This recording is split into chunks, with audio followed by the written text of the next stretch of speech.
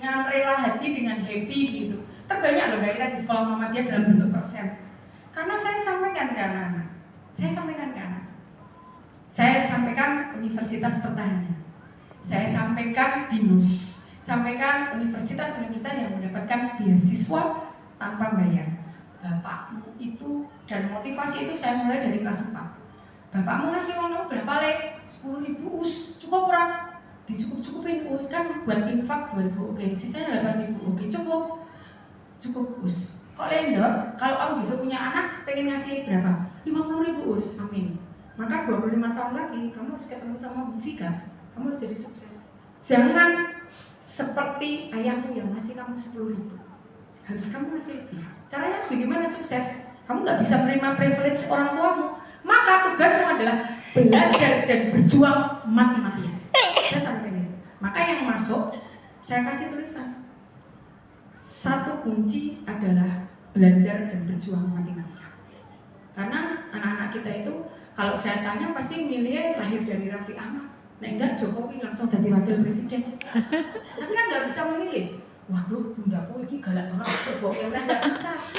Jadi tugas kita adalah memberikan yang terbaik. Kalau Raffi Ahmad nggak bisa ngasih waktu, kita ngasih waktu. Saya sampaikan gitu sama bunda. Rasa dosengit belum karo aku, saya bilang enggak, serius. Saya sering manggil, terutama kelas 5, 6 dan kelas 1. Sering manggil banget. Saya sering undang, boleh tanya Usnisa, saya sering undang Japri. Bukan kok konsultasi intelektual itu enggak, karena intelektual saya sudah punya program tersendiri.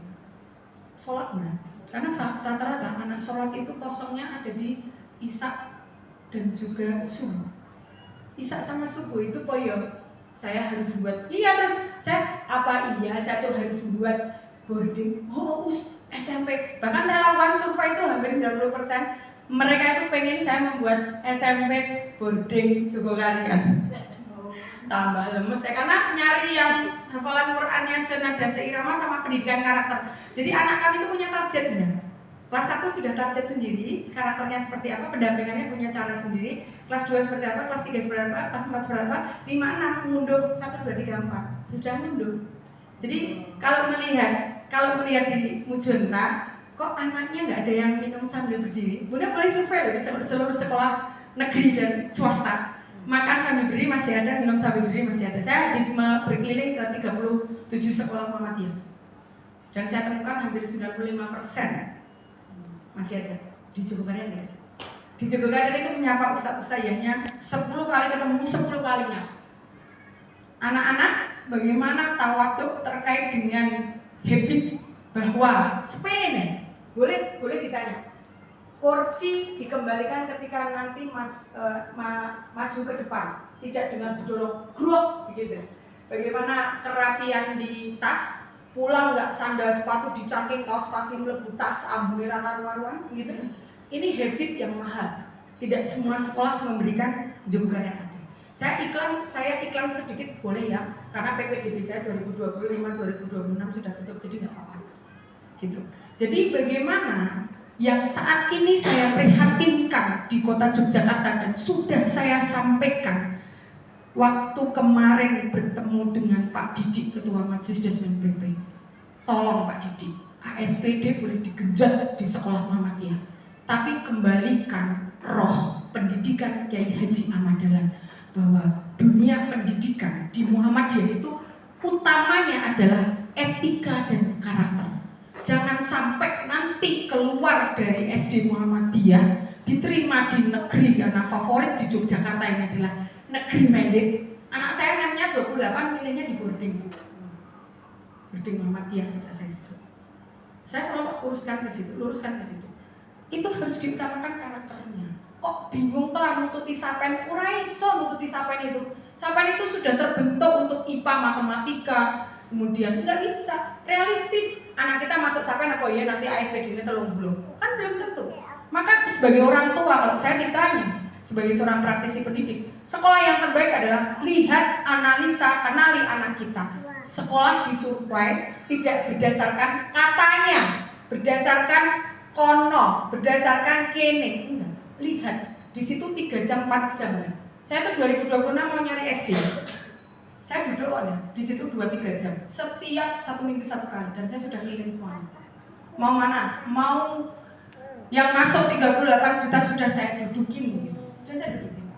2 jam saya di sana. Saya lihat. Dan yang saya tanya bukan ketua PPDB, gue malam-malam. Security. Sholatnya di sini anak-anak gimana? Takutnya gimana? Menghormati nggak sama Pak? Yang saya tanya itu nggak betul. Saya ASPD itu nomor 2. ASPD nomor 2 bagi saya. Saya realistis. Kenapa? Karena sekolah swasta SMP itu nggak butuh ASPD. Gitu.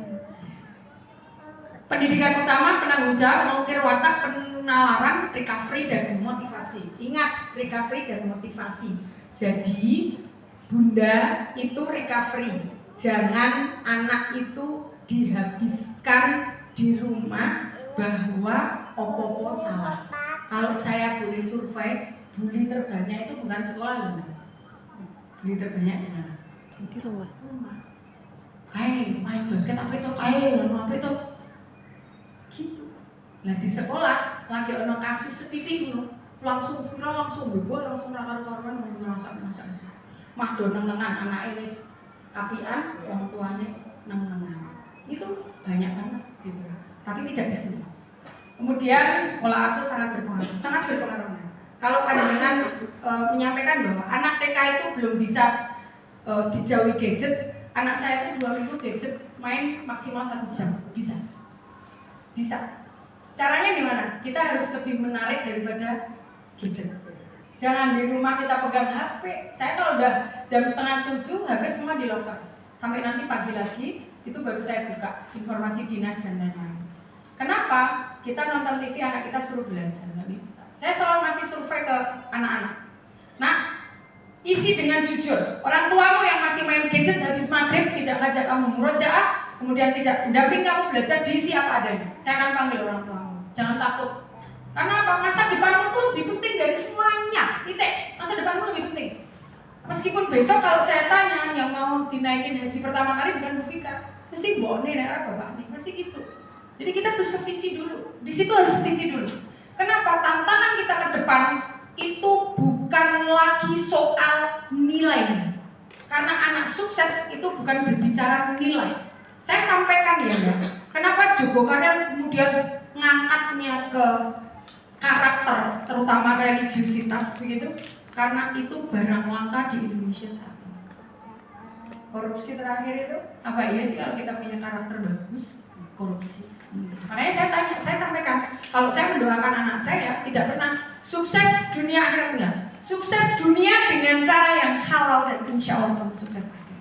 Ketika akhirat kita perjuangkan, dunia mengikuti. Itu rumus. Kemudian sekolah, pengajar, penunjang, asisten ahli, pengetahuan dan kecakapan serta transformasi kawah candra di muka. 2 yang menentukan adalah komunitas menentukan kualitas. Kualitas GTK itu berpengaruh banget. Yang nomor 3 masyarakat. Bunda, yes or no? Dalam teori keluarga harusnya 75%, sekolah 20%. Tapi saat ini dibalik enggak? Yes.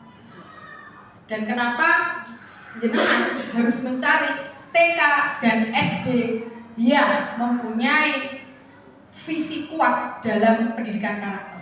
Karena itu masa golden age. Ketika nanti TK dan SD sudah tertanam konsep menjadi anak yang baik, jenengan SMP nanti tinggal menikmati. Dan itu real.